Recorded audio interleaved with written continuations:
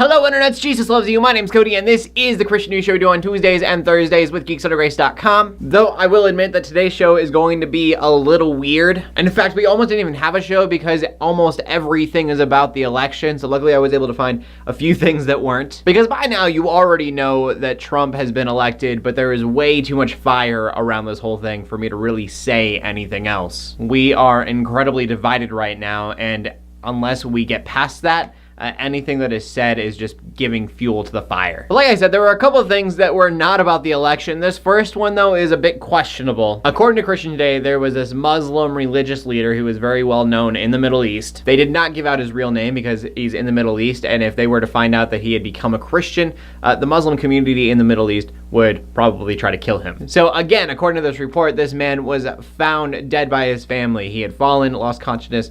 His family found him, thought he was dead. And then he woke up and told his family that he had had a vision. And in this vision, Jesus spoke with him, told him that he was the truth, the light, and the way, all of that good stuff, said, I will give you your life back because I have the authority to do so. And then the man had woken. And so right then and there, he gave his life to Christ and he got his family to do so as well. And so I really like this story. That's why I talked about it. Plus, I couldn't find almost anything else, but we don't know this guy's name. In fact, with the lack of evidence that there is, it's really easy for someone to have fabricated this. So take it with a grain of salt. Hope it's true. I think that even if it was true, it could still have been exaggerated on. So I don't know. It's fun to talk about. And then our final story of the day is also kind of Middle Eastern. I didn't do that on purpose, but anything that's US news is Trump news. So recently 200 Iranians converted from Islam to Christianity and they were baptized. And we talked about India last Tuesday, how there was a lot of persecution there, but Christianity was still on the rise. That's still the case here in Iran. It's estimated that 20 years ago, there were 2,000 to 5,000 Christians in Iran, and that number has gone up to about 400,000. So that's super cool to hear. Remember that that is not Iraq where a lot of ISIS stuff is happening,